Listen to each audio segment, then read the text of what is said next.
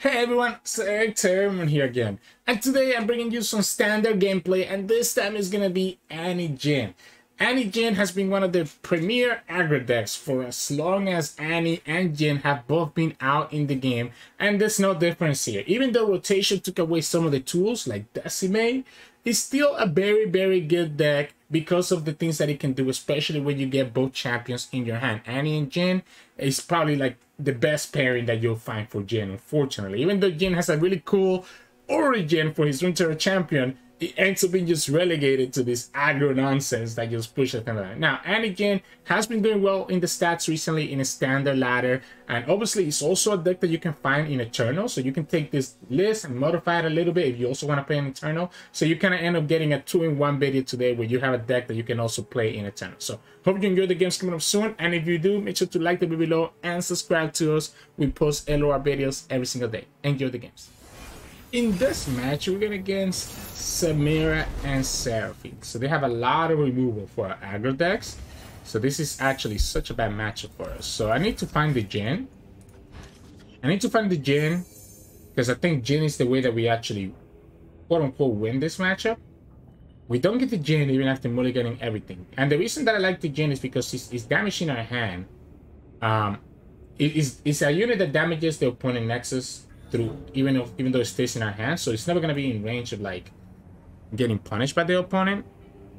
Assuming that the opponent has access to Mystic Shot, it makes this Annie into Saboteur be a little bit awkward, right?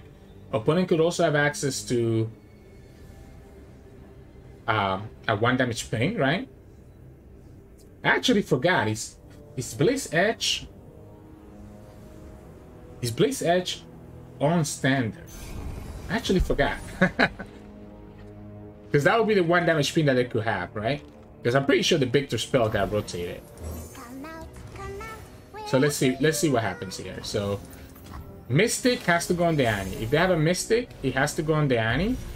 So I think I just go ahead and drop the Saboteur, because if they have Mystic, they can kill the Annie on the stack anyways. That's interesting.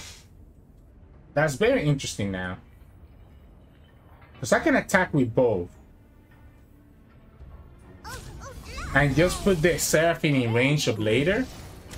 I think I'm going to attack with both just so that I can advance the Annie. So I guess there was a punish to develop there. I forgot about Seraphine being such a good blocker against us. Huh. So the opponent will also be able to do a next turn, right? So we can just go ahead and deal 1 here and stun here and be okay. Then we can still play the Demolitionist and then play the Sunhawk. Force the Mystic out of them right now to get rid of the grenade, or the High Note if you have a second Seraphine. So High Note or Mystic Shot. Okay, Violent Discord. It kills the Annie, but we still get the 2 damage, and I think I'm fine with that. Because I'm just gonna go for Sunhawk into station next turn and force you to block with the Seraphine. So here your Samira gets stunned. And if you have another unit, we just stun it with a station. If you don't have another unit, I kind of just want to attack. I want to force the opponent to block with the Seraphine if they want to. Oh, you sound great. I think I'm gonna take this Seraphine block. I guess I could have developed the Corsair if I wasn't gonna do the stagehand, right? I could have developed the Corsair if I wasn't gonna do the stagehand, because the opponent still gets the free hit here with Samira. Okay. We could stun her right now. Sure, let's stun her right now. That way the opponent has to trade with the Squire, unless they got the quick attack fragment. How'd it go? Want to show you something? 1/3, 1/3, 1 out of 3. They didn't get it. Cool. So now we go Mana Soul Student. Opponent has to kill this one for sure. Okay, Sun Fumes. And we're still in a kind of bad spot here. And it hits exactly the unit that I don't want it to hit. Like if it hits the Sunhawk, we still have another unit that can attack. But he hit both flash bombs back to back. I can't afford to lose that. Yeah, like I can't afford to take like R&D to be behind me like this. If I don't get a Mental Experimenter, I just lose. Opponent's trying to place their Plaza Guardian, which we can stun with the stagehand. Or they're trying to just level up Samira here. They probably have 2 spells to level her up. So I'm gonna just stun her now. So that way, even if she levels, she's still not a good blocker for any of my units. And then it's gonna be, if we don't get the Mental Experimenter, I think we have no way to actually get there. Okay, so they do have the Plaza Guardian. They still need 1 more spell to level Samira. You go down to 5. And you have used your Flare last turn. Which means that you don't get a Flare to challenge this turn. They're gonna go ahead and do the Samira all out. So they're looking to level up. They're looking to rally, right? They're looking to rally. 5 damage. So Fervor is necessary for us to do anything.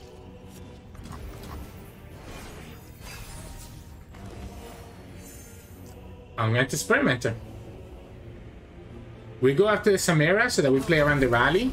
And we also play around the Challenger, right? So that way we play around the Challenger. And we don't have to worry about... An opponent just shuffle another Samira to their deck, right? So we play around the Challenger. That's pretty good. I don't know about that one. No one's the wiser. I don't know about that one. Question is, do we develop? Oh, absolutely, right? I absolutely develop here now, right? So if the opponent has stuff, they're gonna have it at fast speed anyways, right? So I think I like the develop. If the opponent has answers, they're gonna have it at fast speed. And I have the stuns that I don't mind doing this. They're gonna have the fast speed answers regardless of what I do, right?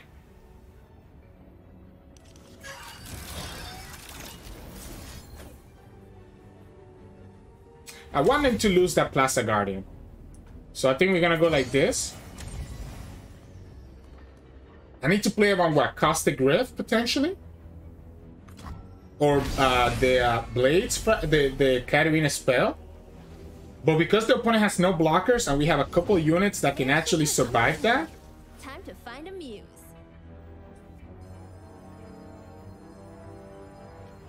So I don't want to hit... Okay, so we're going to play around the Caustic Rift or the Katarina spell. We cannot put 1 damage on the station.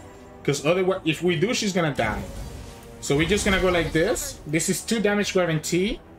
The opponent has Katarina spell, kills this 2, has 2 blockers for the other ones. It still needs to have at least another card, right? So ends up working out for us, and there you go. GG's. In this match, we're gonna get Nasus Azir. So there's gonna be Bolts of Helia. I like the Mana Soul Student. I kinda like the Mana Soul Student. I don't like anything else here. I mean, and I also need a 1-drop, so maybe I don't. Maybe I don't keep the Mana Soul Student because I want to look for Jhin or a 1-drop, right? And that's even better, right? So we ended up getting the Annie. So no matter what the opponent summons on turn 1, the Annie will be able to kill it unless they have Quietus. If they have Quietus, then no matter what I summon, the opponent could have punished me on whatever my turn 1 play is. We have a low value hand, not a low value hand, but we have a low cost hand, so we should be able to play everything before we get to play this Augmented Experimenter on turn 6.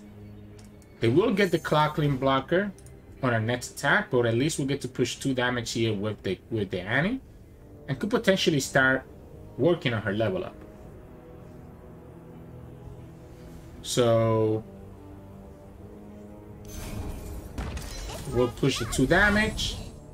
If we get another 1-drop next turn, I might actually choose to go Tusk Speaker into Corsair, into Pigeon, into the 3rd 1-drop on turn 3. Otherwise, we just go Corsair and Pigeon right now. This Manifold Student is so tempting. It's actually so tempting. Because it's gonna let me level up this Annie so quickly. Plus, as well as push that damage into the opponent. The problem here with the Corsair and the Pigeon, I mean, the Corsair cannot attack, which is a slight problem. Opponent's gonna have access to the Shepherd next turn, right? So that's probably what they want to play on turn 3. They want to play the Shepherd. So I think I'm down to just play this Tough Speaker first. Or we can play Mana Soul Student and just save the Tough Speakers for after. So like if we attack like this now, the opponent's just blocking with the Sentry. And then they can play the Shepherd afterwards. But they can block, with the Shepherd they can block the Annie. So it's still going to be the same thing regardless. So I guess we just attack. Let's just attack and just get the Mana Soul. We could also just develop the Mana Soul Student, I guess. We can develop the Mana Soul Student right now and getting that extra damage. I just want to see what they have for this first, because I think I want to keep the Mana Soul Student as a great option. Yeah, we were actually being able to level up the Annie next turn if we play the Mana Soul Student now and getting the Magic Embers this turn. Would have been better off for us than the way that we just did it. So yeah, when we chose not to do the Tough Speaker, we had to do the Mana Soul Student. I guess opponent could easily have had a Quietus with the Pigeon though, or a Soul Harvest. So maybe it was correct to just attack with the Pigeon to at least put it away from Soul, from the 2-mana spell. Seer would have also been annoying to deal with. We can Tough Speaker, and that's gonna push 2 damage and also almost get the Annie leveled up. Okay, so we're gonna get the Annie leveled up regardless, huh? Whether we go double Tough Speaker and we go Demolitionist, the Annie's gonna level up no matter what. Opponent wants to go for the Bolts of Heliod. But that's the problem that Bolts of Heliod has against aggro. You don't want to do a turn 4, do nothing. And this also is not out of range of Soul Harvest. I forgot, Soul Harvest hits anything 3 or less. For some reason I was thinking Soul Harvest is only 2 damage, right? I'm gonna just pass here. Because I want to just be sure to play the Tough Speaker right away and trigger my Magic Embers before anything happens. Before the opponent has answers to like a Haze Spike or something like that. So we'll push the 2 damage. If the opponent gives us the Bolts of Heliod here, we will play this Tough Speaker. Perfect. Yeah, right? So let's just go second Tough Speaker. Level up this Annie now. And then next turn attack with the leveled up Annie and the rest of my board. Opponent loses the Azir here and they're gonna get a Cameroonian Dragon, I believe it is, right? Now, granted, the Cameroonian Dragon does present an issue. It does allow the opponent to be able to heal up. Yeah, so the Dragon does allow them to drain 1 from the enemy, from me, but I think this is fine. I think we want to always do it this way. And we attack with everything here because opponent's not going to want to block this little Corsair, right? If they block the Corsair, I'm chill with that. If this Dragon gets damage, it puts it into range of Tibbers, being able to kill it next turn before the opponent gets another drain. Okay, opponent's just going to haste back the Annie. That means that Pigeon stays alive. And even though the Dragon is draining 1, actually the Dragon just dies to the Bolts of Heliod. So the Dragon gets to, it gets to drain 1, but it's not going to matter.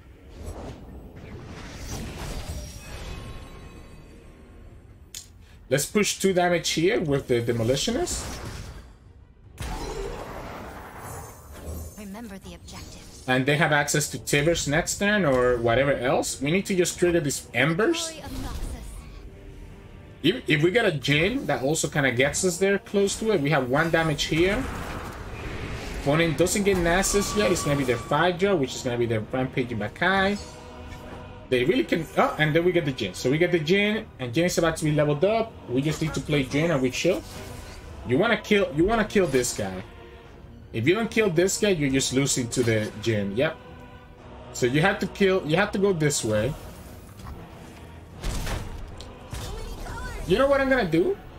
I'm going to play this Sunhawk so that we can level up the Jhin on our next attack.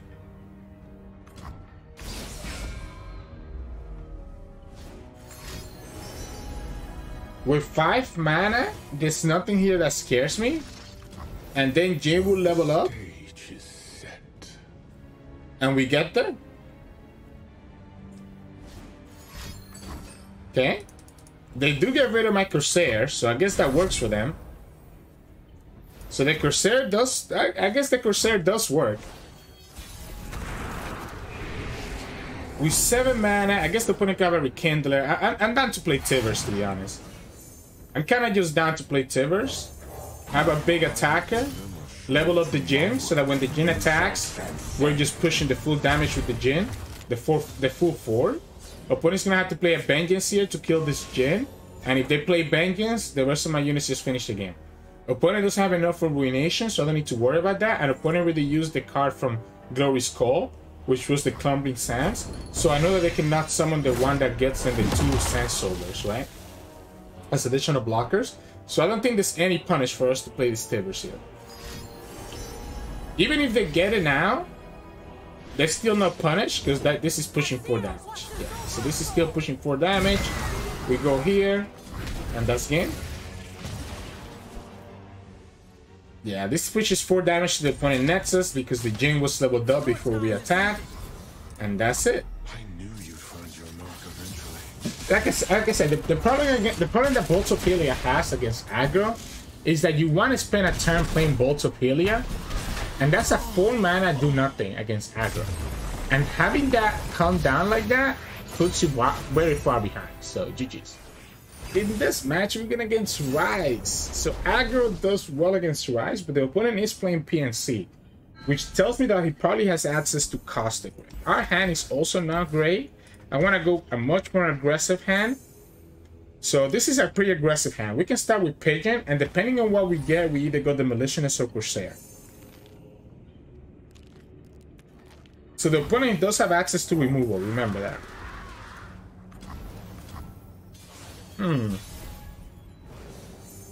Okay, so we're gonna go double Saboteur and just forget about triggering the Pigeon this turn. Okay, so the opponent has a Mystic Shot, and that's fine. I'm not gonna trigger the Pigeon. So just Mystic Shot it right now if you think I'm gonna enable it. Okay. Yeah, I'm not gonna kill one of my Saboteurs. You have the Jury Rig and you have the Mystic Shot, right? Yep. I could have played around the Jury Rig, but even if I kill one of my Saboteurs, opponent can block the other one, so it doesn't matter which way I did this. The opponent was always gonna be able to block the maximum amount of damage. Now, the good thing is that the opponent doesn't have access to the Delve into the Past because they're doing all of this, right? So we can go Mana Soul Student, force another Mystic out. Alright. The Mystics are a little bit annoying, right? The P&Z package does let them play around Aggro. Let's go second Mana Soul Student. Third Mystic. What do you have, my friend? Third Mystic or... No Annie, no Jhin. It's really awkward for us. We took out this... We got rid of the Experimenter, so we have no way to draw. Aftershock this time, okay. Let's go Corsair. You have another removal. You have another Jury Rig. Okay, Fort Chief. Attack with both. We only pushing 3 damage here. The opponent gets the mana back. Not on my work site, bub. I don't understand. You push. You stop more damage if you block here. If you have the way to kill this Saboteur, you also have the way to kill the Corsair. If you have the way to kill the Saboteur, you also have the way to kill the Corsair. So I don't understand. I'm confused. What Okay. right do I have to use a world rune? I'm gonna play the Sunhawk now. Just because of the fact that it lets me play double Sunhawk, like it lets me play the Demolitionist this turn. Remember the objectives. And potentially set up for like, I don't know if I want to open attack, because I probably want to play around the Shard of Betrayal. So I think I'm just gonna go second Sunhawk into whatever I get. Yeah, there we go. So second Sunhawk first. Into a station if the opponent has another blocker. So the opponent's gonna be digging here. Okay, so they get it, but That's gonna be dicey here, because I mean I have another unit, right? So I have another unit here, and you have no blockers. You have no blockers, so even if you have the shard, you still lose. They don't even have enough mana for the shard, so they're looking for a Yuri rig. And if they find the Yuri rig, they go down to 1 HP because they can block the stagehand, and they don't find it, right? So if they block the stagehand, we only push 9 damage, so they go down to 1 HP. A little bit close there, a lot closer than I expected, and it's just all the removal that P&Z allows Ryze to get. So GG's. In this match, we're gonna against Gwen and Quinn. I don't know that this deck is really that good anymore. The Gwen is gonna be a problem for us, for sure. I like the Annie. I want to see if I can get the Jhin, or we can just get double Saboteur. That also works. So I'm actually thinking I'm gonna play the Annie last, and the reason I want to do that is because I want to bait out the Quietus if the opponent plays Quietus onto my Saboteurs instead of my Annie. Right? So we can go here. Eat up a Quietus or something similar. Alright, doesn't have it, so I guess I'll just play the Annie. Haste Spike cannot be done until after the attack. So they might have Haste Spike here. Oh, it's just blinding us, so I'm kind of cool with this, right? Because the opponent's going to have to open attack next turn. Like, they're going to take... they're not going to block with the Valor, right? They're not going to block with the Valor. Because what they want to do is that they want to be able to open attack with the Valor next turn to stop the Annie, to kill the Annie, sorry, which is completely reasonable. We could Fervor right here, since we have nothing else to do, and just let them kill the Saboteur. I think I like that. I think I like this Fervor. She's gonna die for free anyways. Next time we can Sunhawk and Corsair. If opponent attacks with the Valor here, they just die into the Saboteur. Okay. Cool. No Jhin though, right? So no Jhin. I think Jhin would have made this a lot better for us. And as I say that, speak of the devil.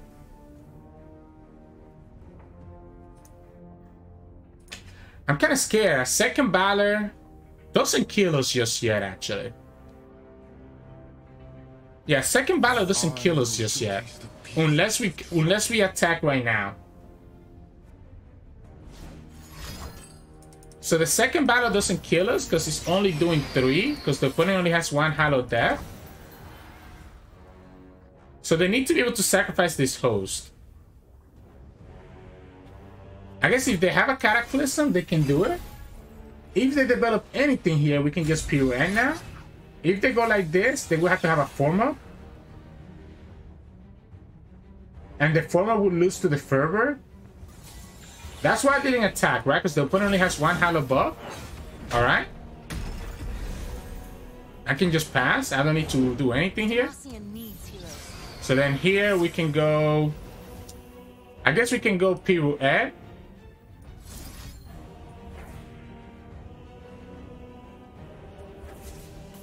So we can go pirouette right here.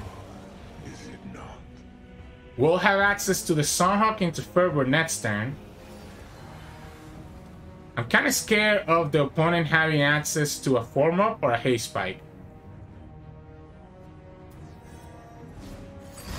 They have the haste spike, right? So they have the haste spike. I can't beat it, right? So I cannot beat that haste spike. So we can just go here and just push the 3 damage.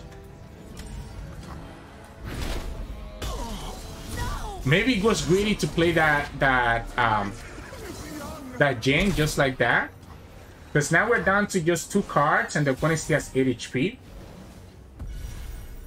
We can stun the Quinn, play this Tough Speaker, and have the Corsair as well. Don't know that that's going to be enough, especially now with the opponent also having another blocker here. It's too easy for the opponent to have answers here. Like, we have 3 units, but the opponent could easily have blockers, could have Cataclysm and everything else here.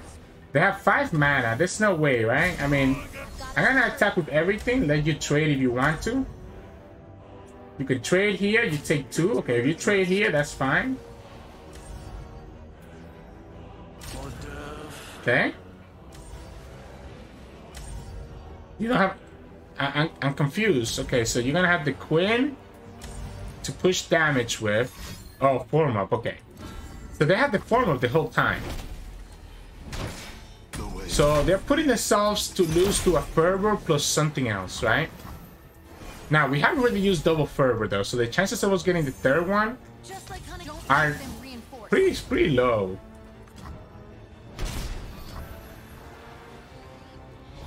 As long as they develop anything they get there, right? Because I don't have enough blockers for everything that they're going to do right here. Yeah, I don't have enough blockers for everything. So I can only block here and here, which means that we lose a unit. I wish I had that Jhin much earlier than I did. And they have the rally. Okay, so they got it. Unfortunately, we ended up getting that Jhin, I think, a little bit too late. So it happens. And they got to level up the Queen, so good for them. Oof, that's double Valor. GG's. In this match, we're going against Swain Illaoi. So they do have a lot of removal, and they have stuff like Pirouette, which can be a punish, right? I don't like the Demolitionist. I like the Sunhawk. But maybe we want to look for... Maybe we want to look for Jhin or Annie, right? I wanted to keep my turn 1 and 2 play. Okay, so yeah, that gives them a blocker. But it means that they don't have answer. They don't have the value for the Toss Speaker, Nasus Student. I probably should be mulliganing more aggressively, I think.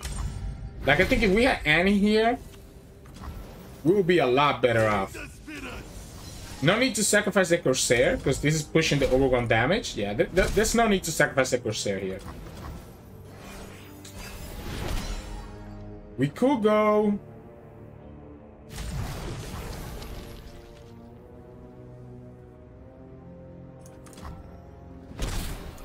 I'm gonna pass. I don't need to do anything yet. I am a little bit scared of... So I'm gonna go like this. I'm gonna go Nasus Student. I'm scared of the Tentacle Smash, right? But if they want to Tentacle Smash this, I think that's fine. So we get rid of the Tentacle Smash now, and we'll have access to the Station next turn. So we can go Pigeon, Corsair, and Station, depending on what the opponent goes for. So Pigeon, Corsair, and then Station, right? Wait for the opponent to develop. If the opponent plays a second Tentacle Smash, then it makes it even easier. Okay? Makes it even easier, because now we know exactly what we're going to stun, and the opponent's not going to have a way to block us, right? I guess we have to watch out for Pirouette. Yeah, so then we just go like this, stun the Tentacle, and we're pushing 4, 7, 8, 9, 10, 11. So the opponent is 1 off from dying, and we have exactly the Nasus Student to do it with after. So if we wait until we have 6 mana, we can go Nasus Student into Fervor and be okay. Or now we can go Tough Speaker into Fervor. Kind of seems nice to me. Just pass. Alright. So let's go Nasus Student, right? Opponent only has 2 mana. So we go Nasus Student first, which means that the opponent shouldn't have a way to stop this Nasus Student now. They could have a Pirouette. Tough Speaker, this is dealing 2 damage to the opponent, and then the double Corsair plus the Nasus Student does the rest on the open attack, and we have Fervor as a backup if we need it. So the double Tentacle Smash was nice from the opponent, but unfortunately what happens with the double Tentacle Smash is that it forces the opponent to just rely on a single big tentacle, which is not enough. This is 3 damage here, and opponent doesn't have any denies, so GG's. I still think we should mulligan more aggressively though. I want to have my champions. However, I guess Annie wouldn't have been as good in this matchup because of the Tentacle Smashes. But Jhin at least would have been really nice, so GG's.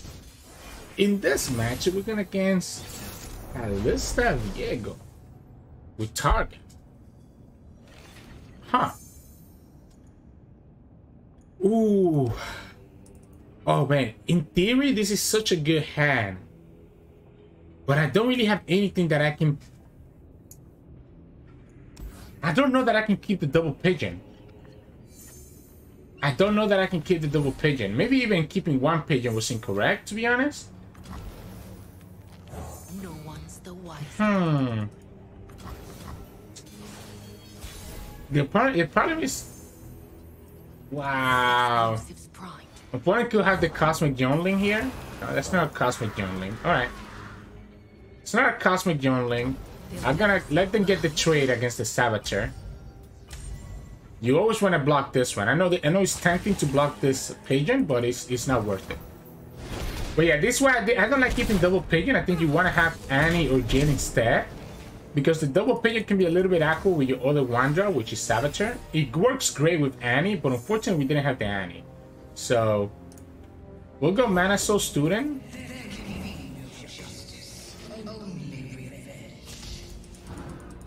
Question here is, do we open? Do we open and just push this damage? I think opening is correct because of the Cameroon Soldier, right? The Cameroon Soldier is going to be a problem. Opponent's already going to be down to 7 HP. And we just need to find places to put this Demolitionist down.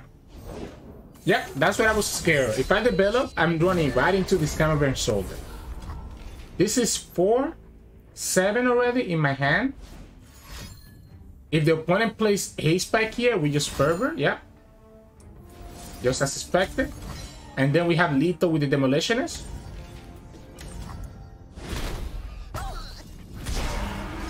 So we could technically have Lethal next turn with double Demolitionist, even if we sacrifice our Saboteur. I have to be scared about second Haze Spike. So second Haze Spike is kind of scary, huh?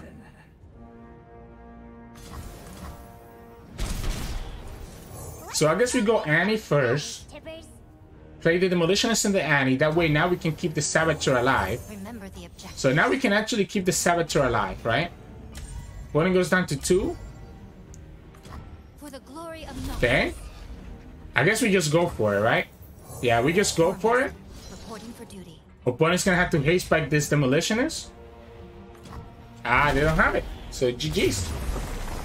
I think, obviously, you know, it ends up working out that we mulligan away that one pigeon because we didn't have anything to really support it with until a couple turns later. So hey, welcome back everyone. Hope you enjoyed today's games of Annie Jhin. There's not a lot that can be said about this deck. That's why it was a shorter video than usual. The games are gonna go really quick if you get the right hand. Now, one thing that was kind of weird in today's video is that we really didn't see Jhin shine a lot. We got to see him, I guess, in one game where he allowed us to finish up the game. But for the most part, we're not getting those Jhins in our hand. And that happens sometimes. But it's a perfect example of how you can still win even when you don't get Jhin. I feel like a lot of people think, oh, Annie Jhin can only win when you get both champions, Annie and Jhin in your hand. That's not true. This deck, because of how many stuns he has, again, the stuns, being able to remove blockers, is the best strength that this deck has. Yeah, it is aggressive, but the reason that it wins is because the stuns, being able to get rid of the opponent's blockers. So even without Jhin, we still can do that. We can still have the stuns, get rid of the blockers, and allow our units to push damage and set them up so that we can actually go for a Fervor. You know, we even have Pirouette, which gives us additional stun, not packed to a unit, to be able to either remove an opponent's blocker, or we can even remove 2 blockers with the 1 damage and the stun. So the opponent also has to be careful not to play any, I guess, low health unit that can just die to the Pirouette, because we're able to just remove it right away. In the terms of mulligan for this deck, although I am saying that you can still win with Jhin, you are going to win a lot more games when you have Jhin in your hand. So when I'm mulliganing, I'm looking for Annie and Jhin for the most part, and then some of my Wanderers, right? So yeah, I'm definitely going to keep like the Saboteurs whenever I get her. And sometimes the Crimson Pigeon, although the Crimson Pigeon in this one is a little bit more accurate because you don't have anything to really target it on your attack turn, unless you have a tough speaker already in the field. So just be a little bit careful when it comes to the pigeon. But for sure, you're looking for one Annie, you're looking for one Jhin, and you're looking for one Saboteur at the very least, or even Corsair, so that you can actually start adding up those skills and start pushing that damage into the opponent Nexus. So that is the main mulligan that you want to do, even if you have to be a little bit more aggressive. In this video, I was a little bit too hesitant sometimes on my mulligan, and I think that was the reason that you did not see a lot of Jhins in today's video. I probably should have mulligan a lot better. The general strategy is pretty simple, right? We're going to aggro down our opponent. So again, you want to start with your cheap 1-drops, including Annie. So you want to start with your cheap 1-drops, including Annie, to just push some early damage. And then as you kind of transition to turn 3, 4, and 5, you're looking to stun the opponent's blockers with Sunhawk or Stagehand, or even with the Witness, so that you can actually open up the rest of your units to be able to push damage through, or Pirouette as well. So first 3 turns, just aggro them down like normally. Turn 3, 4, 5, 6, start stunning their units so that you can actually push damage. And if the game's still going by then and you still need to push more damage, that's when you can start setting up for the Augmented Experimenter to kind of give you some draw. You can start burning them down slowly with the Fervor and the Jhins and the Mana Soul students. That's kind of when you transition to not really late game, because if this deck is getting to turn 8 or 9, you're probably already losing. But I guess late game for this deck is going to be like turn 5, 6, and 7. So you kind of want to start setting up for some of these backup options if you get to that point.